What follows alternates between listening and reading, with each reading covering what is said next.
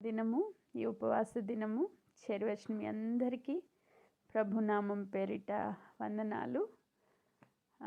అందరూ ఒక్కొక్క ఆత్మ ఒక్కొక్క దీప వృక్షముగా వెలిగించబడాలి అని దేవుడు ఆశపడుతూ ఉన్నారు. దానిలో నో డౌట్.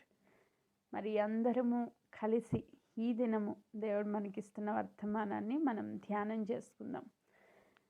దీపవృక్షము పరిశుద్ధ స్థలంలో అది వెలిగించబడేది దేవుని యొక్క పరిచర్య నిమిత్తమై, ఆయన పరిచర్యకు కావలసిన వెలుగును ప్రకాశింప చేయడానికి ఒక దీపవృక్షము అవసరము అని దేవుడు ఆ పరిశుద్ధ స్థలంలో నిత్యము వెలుగుచుండే ఆ దీపవృక్షాన్ని తయారు చేయమని మోషే గారికి సెలవిచ్చారు. సో అది రాబోయే క్రీస్తుకు గుర్తుగా ఉంది అని ఆ దినాన్ని వారికి తెలియకపోయినప్పటికీ ఆ గుడారంలో ఆ పరిశుద్ధ స్థలంలో దీపవృక్షాన్ని వారు సిద్ధపరిచి అది నిలవబెట్టినట్లుగా మనం చూస్తాం. మరి దాని యొక్క నెరవేర్పు క్రీస్తులో మనం చూసాం. ఆయన నిజమైన వెలుగుగా ఈ లోకానికి దిగి వచ్చారు అని. తర్వాత ప్రభు చెప్పిన మాట అది నిజమైన వెలుగు అని మనం చూసి నెక్స్ట్ ఆ వెలుగులోనికి ప్రతి మనిషి రావాలి అని, ప్రతి మనిషి వెలిగించబడాలి అని దేవుడు కోరుకుంటూ, నా యొద్దకు వచ్చిన వారు జీవపు వెలుగులో నడుచుకుంటారు, వారిలో చీకటి ఎంత మాత్రము ఉండదు అని దేవుడు సెలవిస్తూ వచ్చారు. ఆ వెలుగులోనికి అపోస్తలులు పిలువబడిన 12 మందే కాదు, కానీ అక్కడ ఏర్పరచబడిన 120 మంది. అపోస్తలుల కార్యములు 2వ అధ్యాయంలో వారు వెలిగించబడ్డారు. దేని చేత వెలిగించబడ్డారు? పరిశుద్ధాత్మ చేత వెలిగించబడ్డారు. ప్రభు చెప్తారు కదా యోహాను సువార్త 16వ అధ్యాయంలో, నేను వెళ్ళిపోవడం మీకు మంచిది అని చెప్తారు. 14 నుంచి 14, 16 అధ్యాయాలు మనం ధ్యానం చేస్తే ఆయన చెప్పిన మాట, నేను వెళ్ళిపోవడం మంచిది. మరి ఈ లోకంలోంచి వెలుగెళ్ళిపోతే వీళ్ళు ఎలా వెలిగించబడతారు? ఆయన ఈ లోకానికి వెలుగుగా వచ్చారు. ఆ వెలుగు వెళ్ళిపోతే మళ్ళీ చీకటి వచ్చేస్తుంది కదా అని మనం ఆలోచన చేస్తే, ప్రభు అంటారు కదా, నేను వెళ్ళిపోవడం మంచిది. నేను వెళ్ళిపోతే మీ కొరకు వేరొక ఆదరణకర్తను పంపిస్తాను. తండ్రి వాగ్దానం చేసిన పరిశుద్ధాత్మ మీ మీద కృమ్మరించబడుతుంది. దాని ద్వారా మీరు శక్తివంతులవుతారు. ఆ ఆత్మ ఎవరిలోనికి వస్తుందో వారు వెలిగించబడతారు. అంతవరకు అపోస్తలులతో కలిసి ప్రభు నడిచారు, అంటే పక్కనే నడిచారు. ఒక్కసారి ప్రభు వెళ్ళిపోయిన తర్వాత ప్రభు యొక్క ఆత్మ అంటే పరిశుద్ధాత్మ వారి పైన కృమ్మరించబడినప్పుడు వారి పక్కన ప్రభు లేరు. ఎక్కడున్నారు ప్రభు?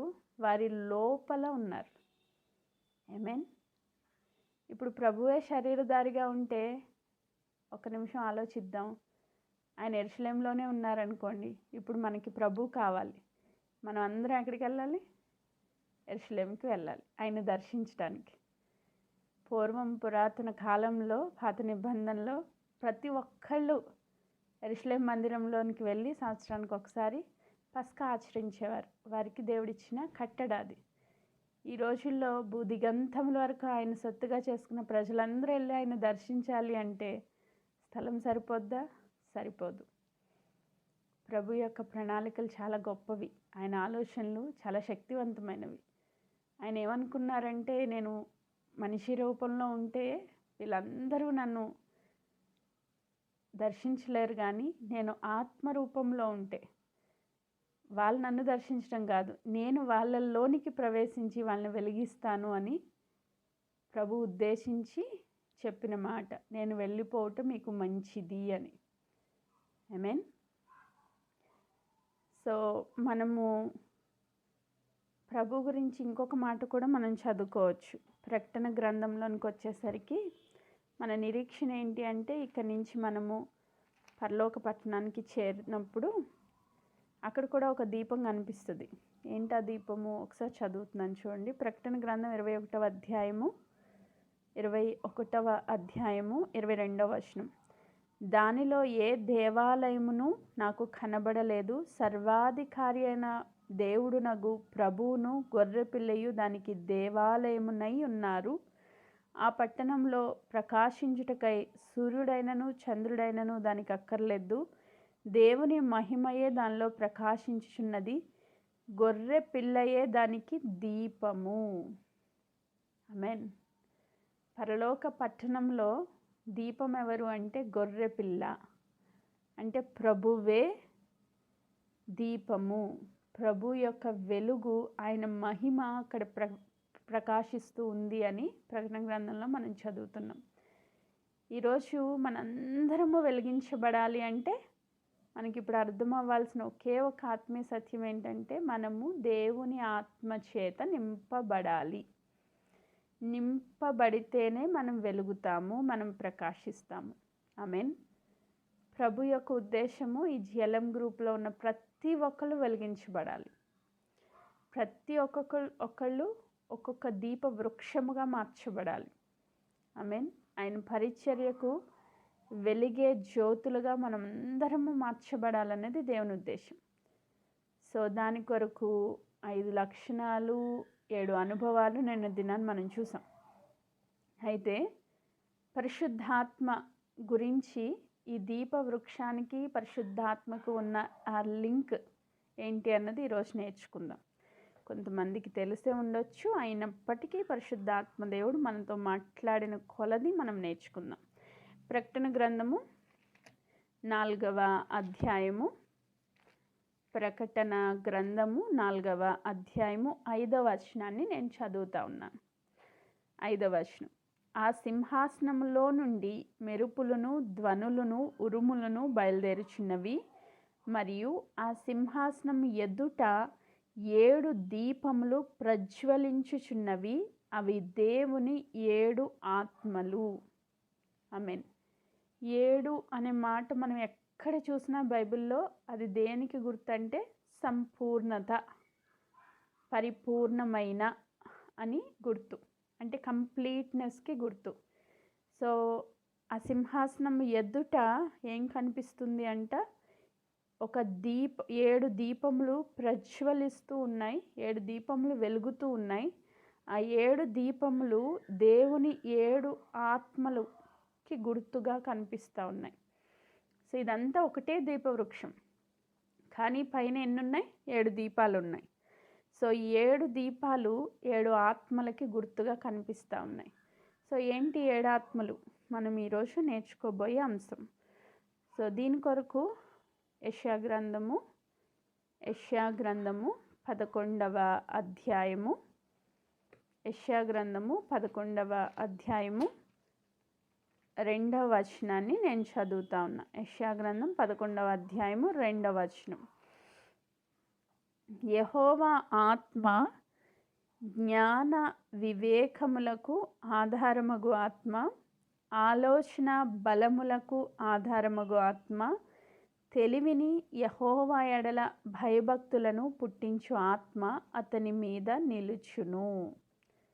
ఆమేన్. సో పైన మొదటి వచనాన్ని చదివితే, యెషయా మొద్దు నుండి చిగురు పుట్టును, దాని వేరుల నుండి అంకురము ఎదిగి ఫలించును. యెషయా మొద్దు నుంచి పుట్టిన చిగురు ఎవరంటే యేసుక్రీస్తు ప్రభువు. సో ప్రభు మీద నిలిచిన ఆత్మ ఏంటి? ఆత్మలో ఉన్న లక్షణాలు లేదా ఆత్మ యొక్క ఆత్మ జరిగించే ఆ పరిచర్యలు, ఆత్మ ఇచ్చే శక్తి సామర్థ్యాలు మనం ఏదైనా అనుకోవచ్చు. సో 7 టైప్స్ ఆఫ్ స్పిరిట్స్ అన్నీ కలిపి సంపూర్ణంగా పరిశుద్ధాత్మలో ఉన్నాయి. సో ఏంటి ఈ 7 ఆత్మలు అన్నది ఈరోజు మనం నేర్చుకుందాం. సో దీని కొరకు ఒకసారి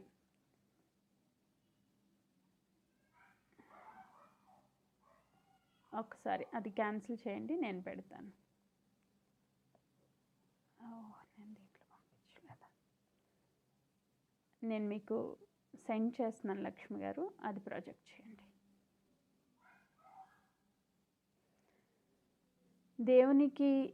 దేవుని యొక్క 7 ఆత్మలు. సో ఏంటి ఆ 7 ఆత్మలు? ఇప్పుడు మనం నేర్చుకోబోయే అంశము. ఒకసారి ఇది ప్రాజెక్ట్ చేయండి. మనము దేవుని 7 ఆత్మలను, ఆత్మలో ఉన్న ఆ లక్షణాలను మనం ఇప్పుడు నేర్చుకోబోతా ఉన్నాం. యెహోవా ఆత్మ జ్ఞానము, వివేకము, ఆలోచన, బలము, తెలివి, యెహోవా యెడల భయభక్తులు పుట్టించు ఆత్మ. అంటే ఇంకొకలా చెప్తే జ్ఞానాత్మ, తెలివిగల ఆత్మ, ఆలోచన గల ఆత్మ, ప్రభు ఆత్మ, బలము గల ఆత్మ, వివేకము గల ఆత్మ, భయభక్తులు పుట్టించే ఆత్మ. ఆమేన్. సో ఇవి 7 స్పిరిట్స్. దేవుని యొక్క ఆత్మలో 7 ఆత్మలు ఇక్కడ మనకి కనబడుతూ ఉన్నాయి. ఇదంతా పరిశుద్ధాత్మ యొక్క లక్షణాలని చెప్పుకోవచ్చు. ఈ 7 కలిపితేనే పరిపూర్ణంగా పరిశుద్ధాత్మ దేవునికి గుర్తుగా కనిపిస్తూ ఉంది. సో ఇవన్నీ ఆత్మలో ఉండే గుణలక్షణాలు అని మనం చెప్పుకోవచ్చు. ఒక్క పరిశుద్ధాత్మ మన మీద నిలిచినప్పుడు ఈ క్వాలిటీస్ అన్నీ కూడా మనం కలిగి ఉంటాం. ఆమేన్. ఒక్క పరిశుద్ధాత్మను మనం పొందుకుంటే ఈ యొక్క జ్ఞానము, తెలివి, ఆలోచన, బలము, వివేకము, దేవుని యందు భయభక్తులు, ఇవన్నీ కూడా మనం కలిగి ఉంటాం. ఆమేన్. 7 స్పిరిట్ అని ఉంది, కానీ అన్నీ కంప్లీట్గా పరిశుద్ధాత్మలో నింపబడి ఉంటాయన్నమాట. సో ఇవన్నింటి గురించి కొన్ని విషయాలు మనం ధ్యానం చేద్దాం. యేసుక్రీస్తు ప్రభువారు ఈ లోకంలోనికి ఎలా వచ్చారు అంటే, మరియా పరిశుద్ధాత్మ పూర్ణురాలుగా మార్చబడి, తీసేసేయండి లక్ష్మి గారు. మరియా పరిశుద్ధాత్మ పూర్ణురాలుగా మార్చబడి, ఆత్మచేత నింపబడి, ఆత్మ ద్వారా యేసుక్రీస్తు ప్రభుకి జన్మనిచ్చింది. అది మనందరికీ తెలిసిన విషయమే. అయితే మరి ఆయన పుట్టిన దగ్గర నుంచి 30 సంవత్సరాల వరకు ఆయన ఎక్కడా పరిచర్య చేసినట్లు మనకి కనబడదు. ఒక పరిచర్య కానీ, ఒక అద్భుతము కానీ, ఒక సువార్త ప్రకటించడం కానీ యేసుక్రీస్తు ప్రభువారు ఏమీ చేయలేదు. ఎందుకేమీ చేయలేదు? ఆయన అంత సైలెంట్గా ఎందుకున్నారు? 30 ఇయర్స్ ఏం చేశారు ఆయన? ఆ టైంలో ఎందుకు పరిచర్యలోకి ఆయన రాలేదు అని మనం చూస్తే, యేసుక్రీస్తు ప్రభువారు కాలం సంపూర్ణమైనప్పుడు కన్యమరియ గర్భాన్ని లోకంలో జన్మించినప్పటికీ ఆయన పరిచర్య చేయడానికి సమయం వచ్చినప్పుడు ఆయన మొదటిగా ఏం చేశారంట? యోర్దాను నది దగ్గరికి వెళ్ళి యోహాను చేతుల మీద బాప్తిస్మం పొందిన తర్వాత, నీటి బాప్తిస్మం అయిన వెంటనే యోర్దాను నది ఒడ్డుకి వచ్చినప్పుడు పరిశుద్ధాత్మ దేవుడు అక్కడ మత్తయి సువార్త 3వ అధ్యాయము 16వ వచనంలో, యేసు బాప్తిస్మం పొందిన వెంటనే నీళ్ళల్లో నుండికి ఒడ్డుకు వచ్చెను. ఇదిగో ఆకాశము తెరవబడును, దేవుని ఆత్మ పావురం వలె దిగి తన మీదికి వచ్చుట చూచెను. మరియు ఇదిగో ఈయన నా ప్రియ కుమారుడు, ఈయన యందు నేను ఆనందించుచున్నానని ఒక శబ్దము ఆకాశం నుండి వచ్చెను. ఆమేన్. సో యేసుక్రీస్తు ప్రభువారు 30 సంవత్సరాలు ఆయన పరిశుద్ధాత్మ ద్వారా జన్మించినప్పటికీ ఆత్మ నింపుదలలోనికి వచ్చేంత వరకు సువార్త ప్రకటించలేదు, అద్భుతాలు చేయలేదు, ఏ సూచక క్రియలు కూడా ఆయన చేయలేదు. సో మొట్టమొదటిగా ఆయన ఏం చేశారు? పరిచర్యకు సిద్ధపడుతున్నప్పుడు మొదటిగా ఆయన బాప్తిసం తీసుకున్నారు. బాప్తిసం తీసుకున్న వెంటనే పరిశుద్ధాత్మ చేత నింపబడ్డారు. ఆత్మ ద్వారా నింపబడిన తర్వాతే ఆయన పరిచర్య మొదలుపెట్టారు. అదే విషయం మనము అపోస్తుల కార్యాల్లో కూడా చూస్తాం. యేసుక్రీస్తు ప్రభువారు వారికి ఇచ్చిన ఆజ్ఞ ఏంటంటే, మీరు యెరూషలేము నుంచి వెళ్ళొద్దు, మీరు యెరూషలేములోనే ఉండి కనిపెట్టండి, తండ్రి మీకు వాగ్దానం చేసిన ఆ ఆత్మ ద్వారా, పరిశుద్ధాత్మ శక్తి ద్వారా నింపబడేంత వరకు మీరు ఏ పరిచర్య చేయొద్దు అన్నారు. వీళ్ళు కనిపెడతా ఉన్నారు, ప్రార్థన చేస్తూ ఉన్నారు. పరిశుద్ధాత్మ చేత వీరు కూడా నింపబడ్డారు. ఆమేన్. ఇంతవరకు మనకి తెలిసిన విషయమే. అయితే మొట్టమొదటిగా మనం చూసిన యెషయా గ్రంథం 11వ అధ్యాయం 2వ వచనంలో ప్రభువు యొక్క ఆత్మ. ఈ విషయం లూకాసు వార్త 4వ అధ్యాయము. యేసుక్రీస్తు ప్రభువారు పరిచర్య మొదలుపెట్టిన తొలి దినాల్లో ఆయన పరిశుద్ధాత్మ పూర్ణుడై, లూకాసు వార్త 4వ అధ్యాయము 1వ వచనంలో రాయబడిన మాట, యేసు పరిశుద్ధాత్మ పూర్ణుడై యోర్దాను నది నుండి తిరిగి వచ్చి. ఎలా వచ్చారంట? పరిశుద్ధాత్మ పూర్ణుడిగా తిరిగి వచ్చారంట. అంటే ఇప్పుడు మనం చదివిన ఈ 7 క్వాలిటీస్ ఆయనలో ఉన్నాయన్నమాట. 7 ఆత్మలు అండ్ ఈజ్ ఈక్వల్స్ టు పరిశుద్ధాత్మ. ఆ పరిశుద్ధాత్మ పూర్ణతలో ఆయన యోర్దాను నది నుంచి తిరిగి వచ్చారు. బాప్తీసం పొంది పరిశుద్ధాత్మ చేత నింపబడి 7 ఆత్మల్ని కలిగిన వ్యక్తిగా ఆయన తిరిగి వచ్చారు. తిరిగి వచ్చినప్పుడు 17వ వచనం, ప్రవక్త అయిన యెషయా గ్రంథం ఆయన చేతికి ఇయ్యబడెను. ఆయన గ్రంథము విప్పగా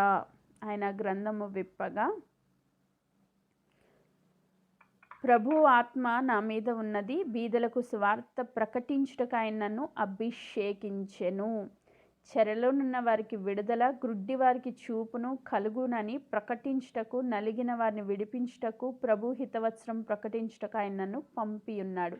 మొదటి లైన్లో చూడండి, ప్రభు ఆత్మ నా మీద ఉన్నది. ఆమెన్. సో ఈ 7 స్పిరిట్స్లో ఫస్ట్ది ప్రభు ఆత్మ. ఆ ప్రభు ఆత్మ నా మీద ఉన్నది అని చెప్తున్నారు. అంటే అక్కడున్న లేఖన భాగం ఆయన చదువుతున్నారు. యెషయా గ్రంథం 61వ అధ్యాయం 1వ వచనం నుంచి చదివితే ఈ లేఖన భాగం అక్కడ మనకి కనిపిస్తుంది. ఆ వర్డ్స్ దేవుని యేసుక్రీస్తు ప్రభు చేతికి ఇవ్వబడ్డాయి. ఆయన చదువుతున్నారు. ఏమని చదువుతున్నారంటే, ప్రభు ఆత్మ నా మీద ఉన్నది, బీదలకు సువార్త ప్రకటించుటకై ఆయన నన్ను అభిషేకించెను, చెరలో ఉన్న వారికి విడుదల, గుడ్డి వారికి చూపు కలుగునని ప్రకటించుటకు, నలిగిన వారిని విడిపించుటకు, ప్రభు హితవచనం ప్రకటించుటకు ఆయన నన్ను పంపి ఉన్నాడు అని వ్రాయబడిన చోటు ఆయనకు దొరికెను. ఆయన గ్రంథము చుట్టి పరిచారనకి ఇచ్చి కూర్చుండెను. సమాజ మందిరంలో ఉన్న వారందరూ ఆయన తేరి చూడగా, ఆయన నేడు మీ వినికిడిలో ఈ లేఖనము నెరవేరినదని వారితో చెప్పసాగాను. ప్రభు చెప్తున్నారు, ఇప్పుడు చదివిన మాట మీ వినికిడిలో నెరవేరింది. ఏం నెరవేరింది అంటే, ప్రభు ఆత్మ నా మీద ఉంది, నేను ఇప్పుడు వచ్చింది ఎందుకంటే సువార్త ప్రకటించడానికి, నలిగిపోయిన వారిని విడిపించడానికి, కృంగిపోయిన వారిని లేవనెత్తడానికి, గుడ్డి వారికి చూపు కలగ చేయడానికి. ఈ మాటలు మీ వినికిడిలో నేడు నెరవేరిని, నా పక్షముగా నెరవేరిని అని చెప్తున్నారు ప్రభు. ఆమేన్. అంటే ఆయన పైన ప్రభు ఆత్మ ఉంది కాబట్టి, ఆయన పరిశుద్ధాత్మ పూర్ణుడుగా ఉన్నాడు కాబట్టి, ఆయన చెప్తున్న ప్రతి మాట ఆయన జీవితంలో నెరవేర్పు మనం చూస్తాం. ఈరోజు సువార్త ప్రకటించాలని మనందరికీ ఆశ ఉంది కదా. ఆశ లేని వాళ్ళు ఎవరైనా ఉన్నారా? నాకు తెలిసి జిఎల్ఎం గ్రూప్లో ఆశ లేనివాడు అంటూ ఎవరు ఉండరు. ఉంటే ఈరోజు మరలా ఆశపడాలని ఆశపడుతున్నాను నేను. మీన్ మీరు ఆశపడాలని నేను ఆశపడుతున్నాను.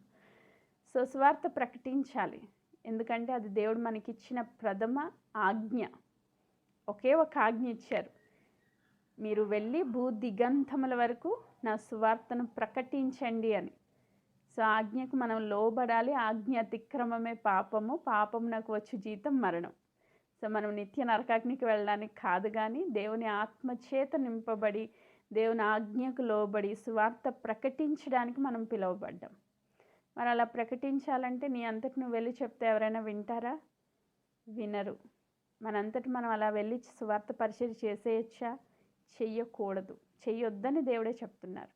మొదటిగా నువ్వు కనిపెట్టు, ప్రార్థన చేయి. ఎందుకు ప్రార్థన చేయాలి? తండ్రి ఏదైతే మనకి వాగ్దానం చేశారో ఆ వాగ్దానం చేయబడిన పరిశుద్ధాత్మ మన మీదకి దిగి వచ్చినట్లుగా మనము కనిపెట్టి ప్రార్థన చేయాలి. ఎప్పుడైతే ఆత్మ పూర్ణతలోనికి నువ్వు నింపబడతావో అప్పుడు పరిశుద్ధాత్మ నీ మీద నిలిచి ఉంటారు.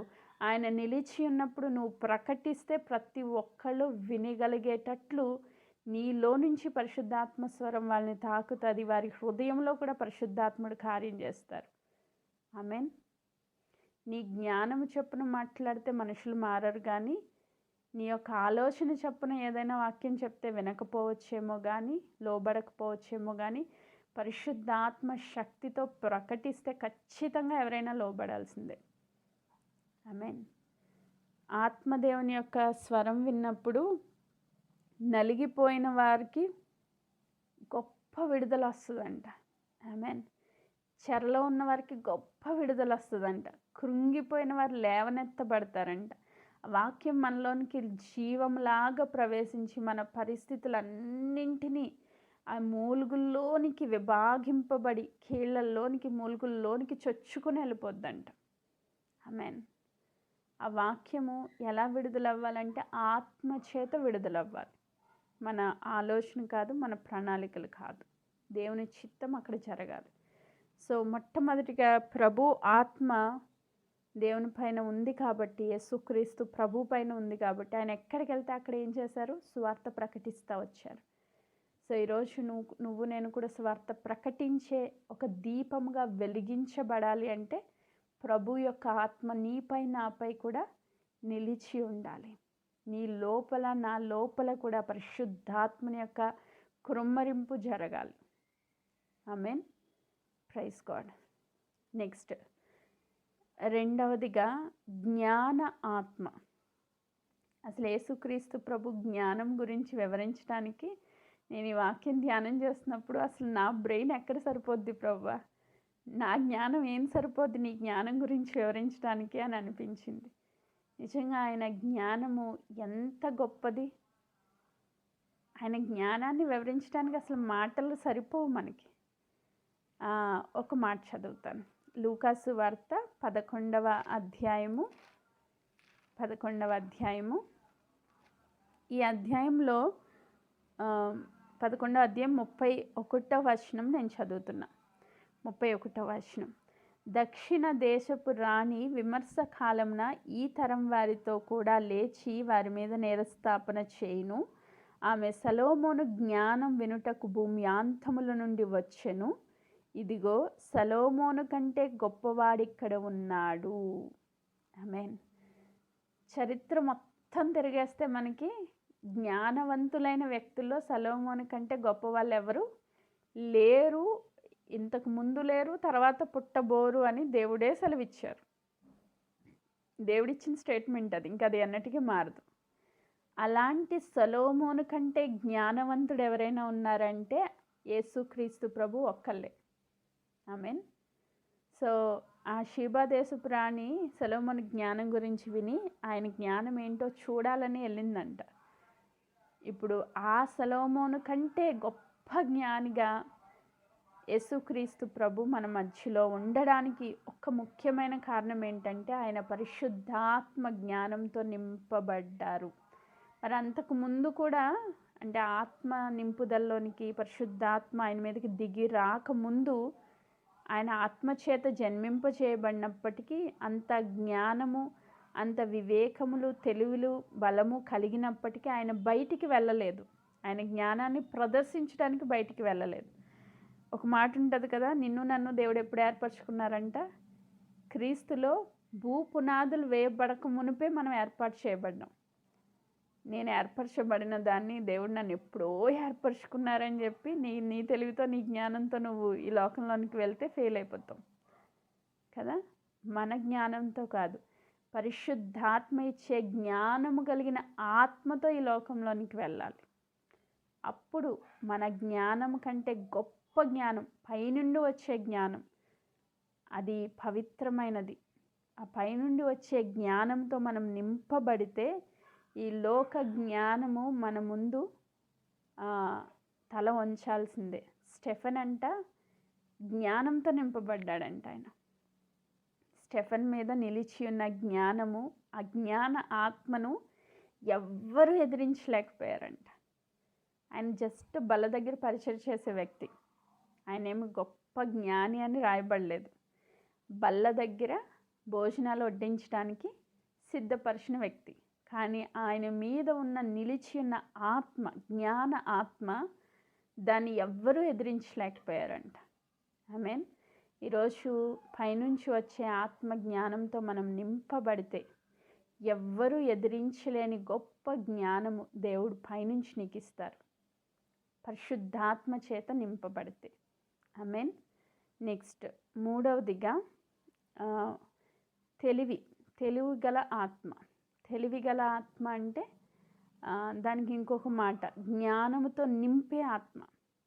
జ్ఞానము గల ఆత్మ వేరు, జ్ఞానంతో నింపబడిన ఆత్మ వేరు.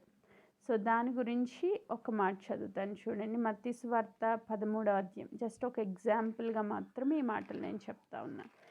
మత్తయి సువార్త 13వ అధ్యాయము 54వ వచనాన్ని నేను చదువుతా ఉన్నా.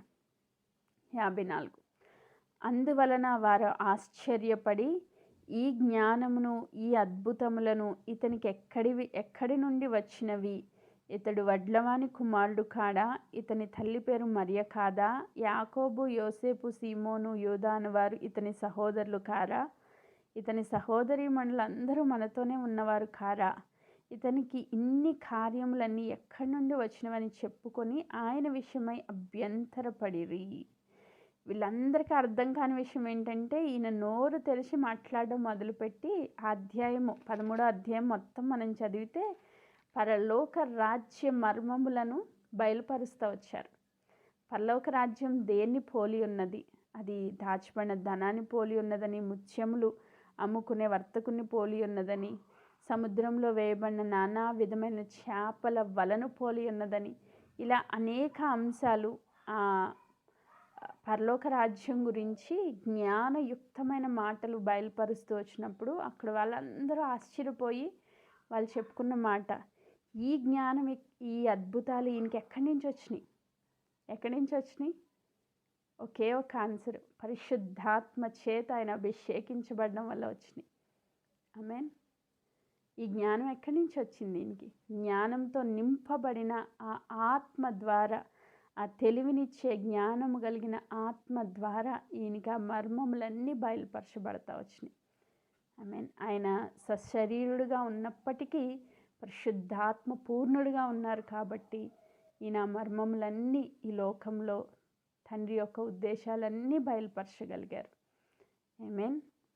ఇంకా మనం ముందుకు చదువుకుంటే ఆలోచన గల ఆత్మ. ఆలోచన అంటే ఇంకొక మాటలో చెప్పాలంటే సలహా. వీళ్ళందరూ పరిసయ్యులు, శాస్త్రులు, సద్దుకాయలు, యూదులందరూ కూడా యేసుక్రీస్తు ప్రభువుని పట్టుకోవడానికి చాలా ఆలోచనలు చేశారు. ఒక్క ఆలోచన కాదు, ఇంకా చదువుకుంటా పోతే ఎన్ని కుట్రలు, ఎన్ని ఆలోచనలు చేశారు.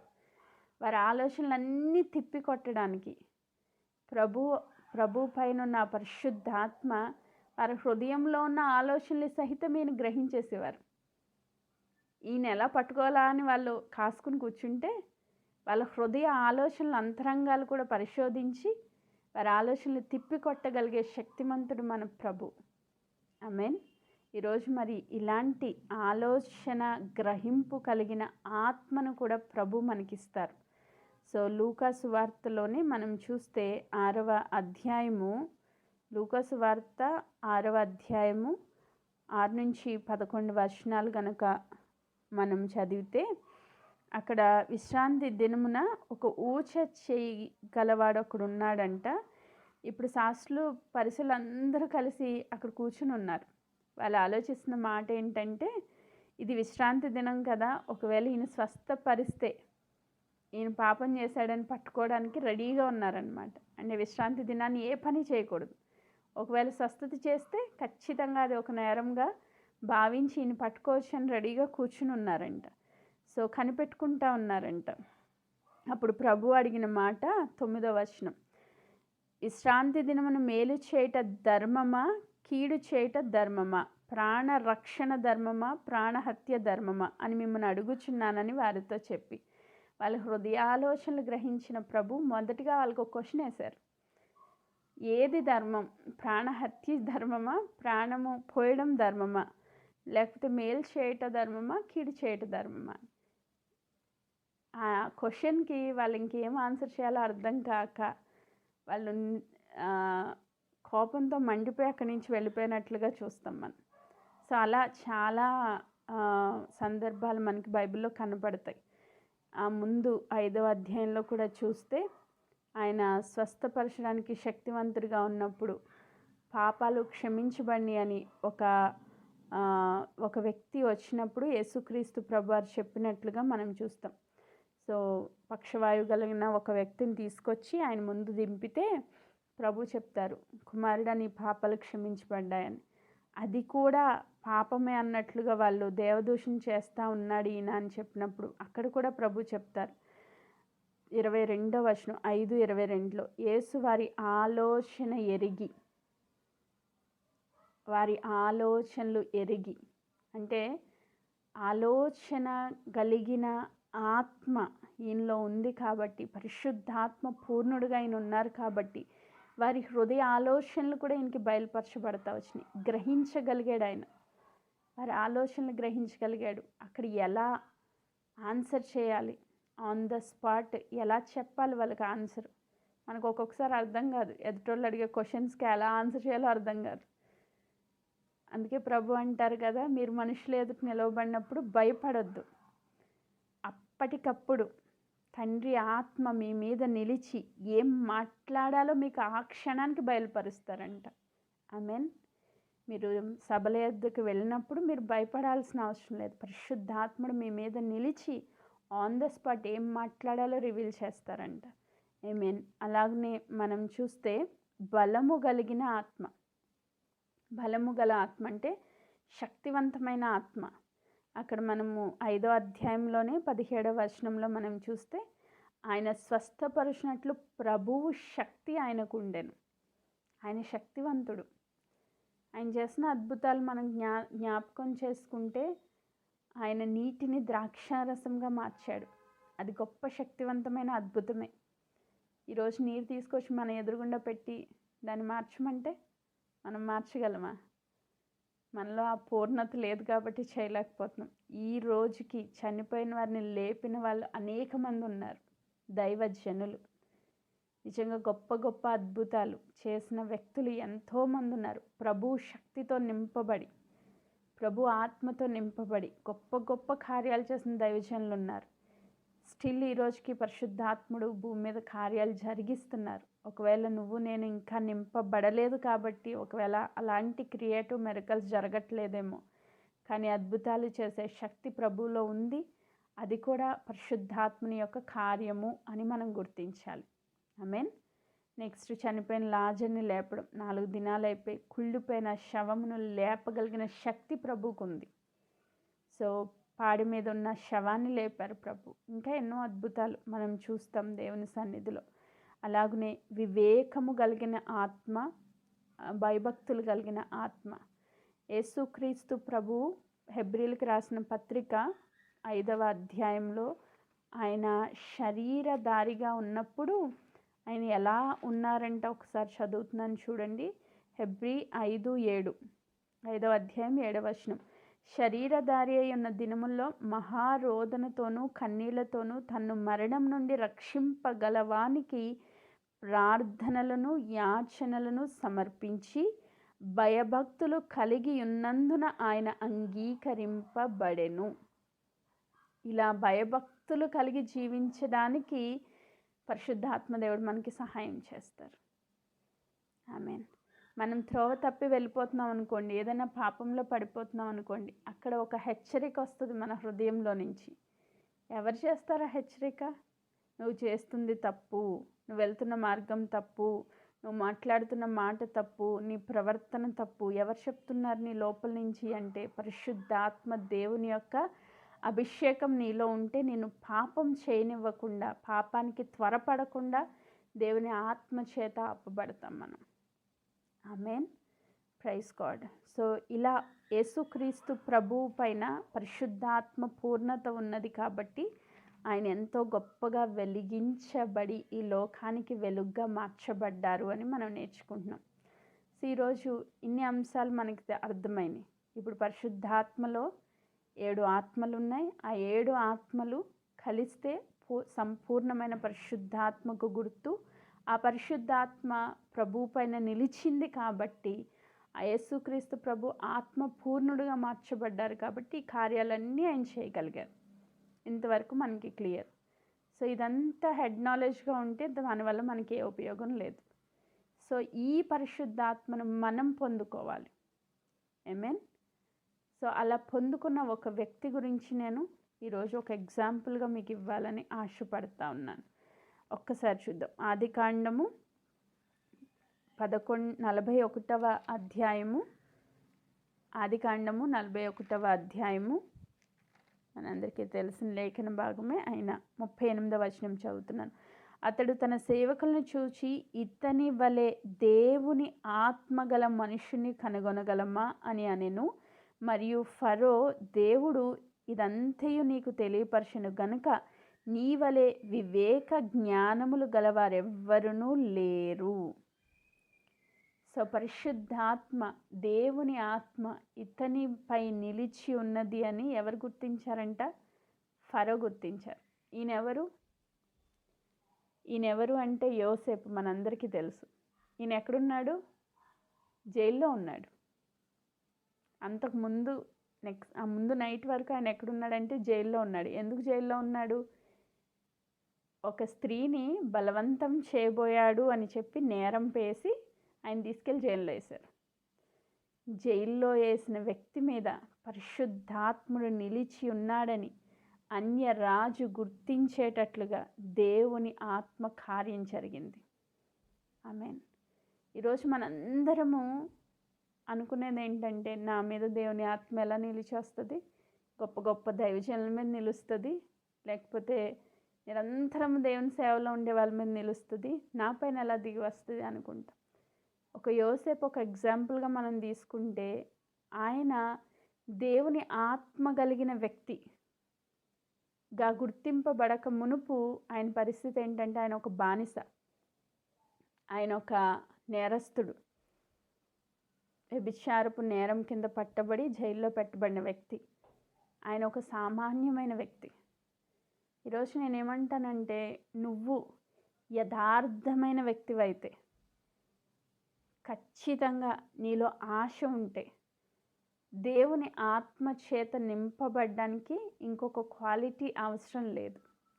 నువ్వు యథార్థమైన వ్యక్తివైతే, నువ్వు దేవుని ఆత్మ పొందుకోవాలనే ఆశ కలిగిన వ్యక్తివైతే, నీకు వేరే క్వాలిటీ అవసరం లేదు. దేవుడు ఎవరిని కోరుకుంటున్నారంటే యథార్థవంతుల్ని కోరుకుంటున్నారు. ఆమేన్. యోసేపు మనుషులందరి దృష్టిలో పాపం చేసిన వాడిగా ముద్రించబడ్డాడు, కానీ దేవుని దృష్టిలో యథార్థవంతుడిగా తీర్చబడ్డాడు. ఆమేన్. మనుషులందరి దృష్టిలో పాపం చేసిన వాడే, కానీ దేవుని దృష్టిలో యథార్థవంతుడు. నువ్వు యథార్థమైన వ్యక్తివైతే ఖచ్చితంగా దేవుని ఆత్మ నీ పైన నిలిచి ఉండడానికి ఇష్టపడుతుంది. పరిశుద్ధాత్ముడు ఇష్టపడతారు. మనం అనుకుంటాం మనుషులందరి దృష్టిలో మంచివాడిగా ఉండాలని చాలా ప్రయాసపడతాం కదా. మనుషులందరి దృష్టిలో మంచివాళ్ళలా ఉండాలి, కానీ బయట ప్రపంచానికి కనిపించే నువ్వు వేరు, నీ లోపల ఉండే నువ్వు వేరు. బయట ప్రపంచానికి చాలా అందమైన వ్యక్తిగా కనిపిస్తావు, చాలా పద్ధతి కలిగిన వ్యక్తిగా కనిపిస్తావు, చాలా క్రమం కలిగిన వ్యక్తిగా కనిపిస్తావు. నీలో ఉండే నువ్వు ఏంటి అన్నది దేవుడు చూస్తారు. అదంతా దేవుడు చూడరు, అదంతా దేవుడు పట్టించుకోరు.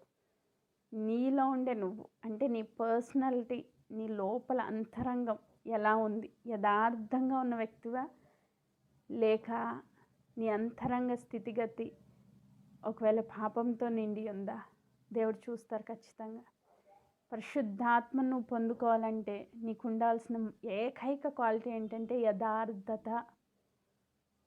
ఆయన అంటారు కదా, పోతీఫర్ యొక్క భార్య ఆయన్ని పిలుస్తూ ఉన్నప్పుడు, పాపం చేయడానికి పిలుస్తూ ఉన్నప్పుడు ఆయన చెప్పిన ఒక మంచి మాట ఒకసారి చదువుతున్నాను చూడండి.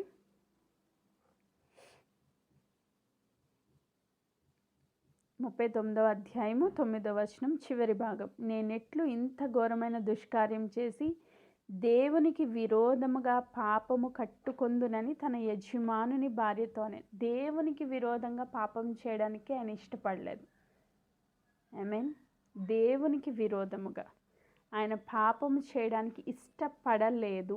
ఈరోజు మనం ఎలా ఉంటున్నాం? నువ్వు నిజంగా పరిశుద్ధాత్మ చేత నింపబడాలి అంటే దేవుడు ఈ క్వాలిటీ ఖచ్చితంగా నీలో నాలో చూస్తారు. నువ్వు వెలిగించబడాలి అంటే, నువ్వు అనేకులకు వెలుగుగా మార్చబడాలి అంటే నీ యథార్థత చాలా చాలా చాలా ప్రాముఖ్యమైనది. ఇంకొక వ్యక్తిని చూపిస్తాను. దానియేలు గ్రంథము 5వ అధ్యాయము 11వ వచనం. నీ రాజ్యంలో ఒక మనుషుడున్నాడు, అతడు పరిశుద్ధ దేవతల గల ఆత్మ గలవాడు. నీ తండ్రి కాలంలో అతడు దైవ జ్ఞానం వంటి జ్ఞానము, బుద్ధియు, తెలివియు గలవాడై ఉండుట నీ తండ్రి కనుగొనెను. ఇంకొక మాట 14వ వచనం. దేవతల ఆత్మయు, వివేకమును, బుద్ధియు, విశేష జ్ఞానమును నీ యందు ఉన్నవని నిన్ను గూర్చి వింటిని. ఎవరి కోసం చెప్పబడింది? దానియేలు కోసం చెప్పబడింది.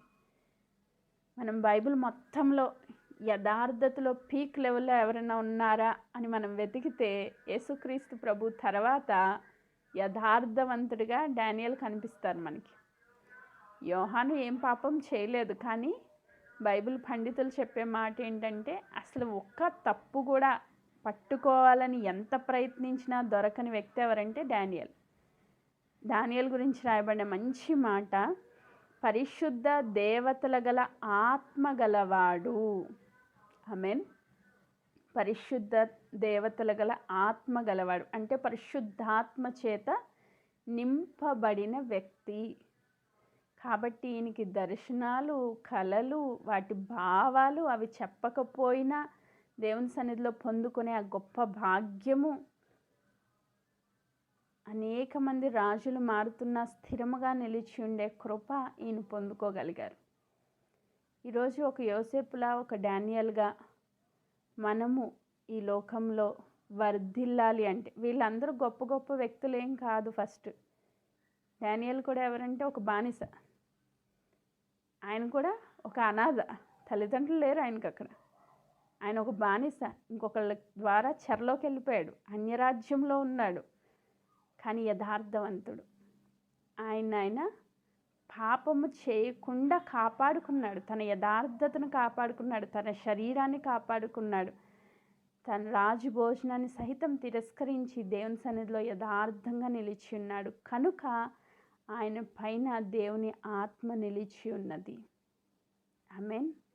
సో ఇదంతా విన్న తర్వాత యేసుక్రీస్తు ప్రభుని కూడా మనం చూస్తాం. ఆయన ఈ లోకంలో పాపుల కొరకు పరిశుద్ధుడిగా వచ్చారు.